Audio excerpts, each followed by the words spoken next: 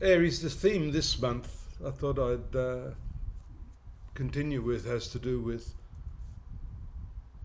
forks in the road of life. And in your case, the fork now I think has a lot to do with the full moon that's going to take place on the 7th of October. This is the month of October 2025. I'm Dadici for those of you that are new.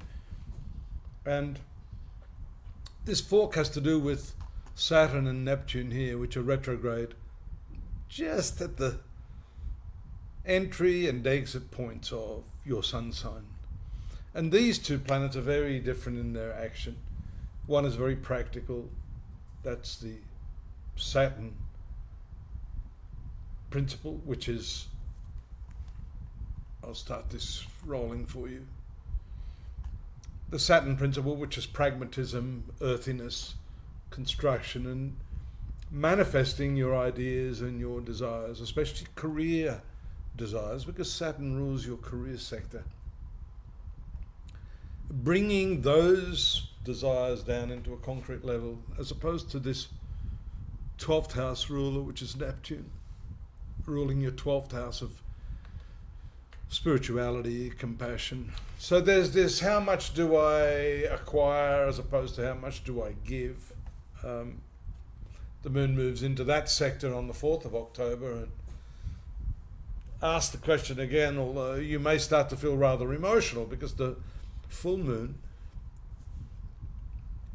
takes place here in your sun sign this month on the 7th, just after crossing the node and these two planets, the fork planets, if I could call them that, asking you to not be emotional about these sort of decisions. They are decisions you have to, there it is there's the full moon. It has to do with the way you relate to others, what you're prepared to give, what you're prepared to take. And the fork for you is, as I mentioned at the introduction point, something that's not necessarily a life decision so much as a moment by moment choice of how you interact with people, whether you succumb, whether you dominate. These are all questions of power and how to bring your desires into manifestation. We see that Mercury and Mars, your ruler Mars is in its own sign here in Scorpio, but it's in a conflict with Mercury. Mercury again is your work planet. So it seems like this month at least there's issues or concerns and flare-ups associated with the people you work with.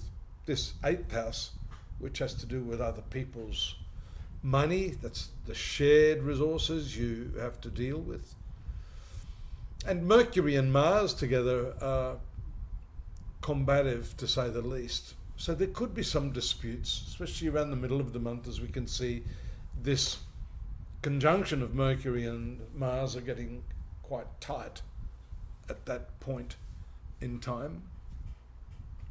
Venus gives a little relief there on the 16th, or a bit earlier, just after the 14th. It enters into the 7th house, which is your relationship sector, marriage, significant partnerships, and that includes business partnerships. But on the 21st, we see the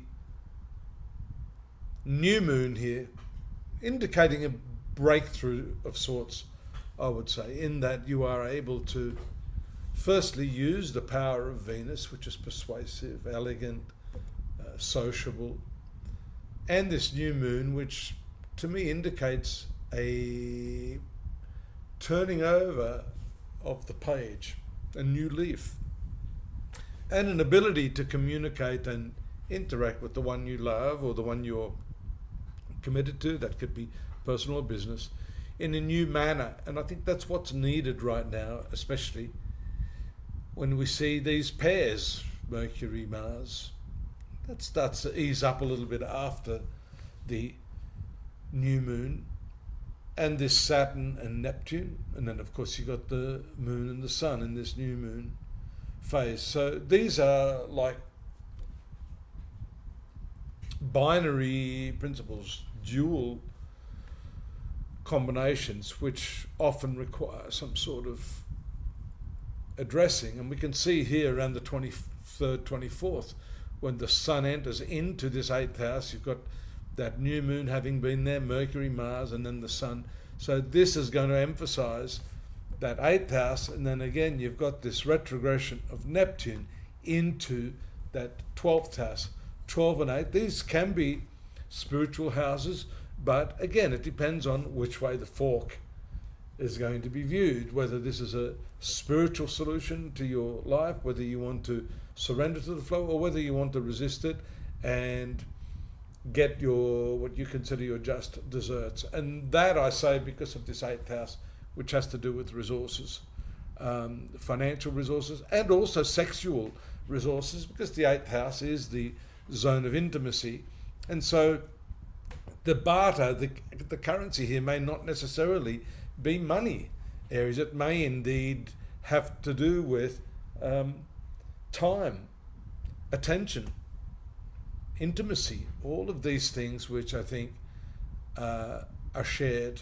Mercury moves to the 9th house. You've got a much higher view of things at that time, with a really nice trine aspect forming to that retrograde combo of Neptune and Saturn, and again the node is there as well. So that can give you a higher view of things towards the end of the month, an ability to see that what you get is not always the best long-term solution. So think carefully here. Try to look at the binary or forked nature of moment by moment interactions and decisions to come up with better solutions, and to deal with people perhaps in ways that are going to ultimately give you a better result. If you'd like to check out some of the additional monthly horoscopes, we've got them there at astrology.com.au. That's a little additional to what we've got here. We've also got the dailies, the weeklies, and the yearlies. You might want to take a look at how your life is panning out in the context of what I've said here today. Please do subscribe. We've got the subscribe button there. You can like us, you can tell the world, and of course you're welcome to come back next month, and I'll be looking forward to your company again. Take care till then. Bye bye.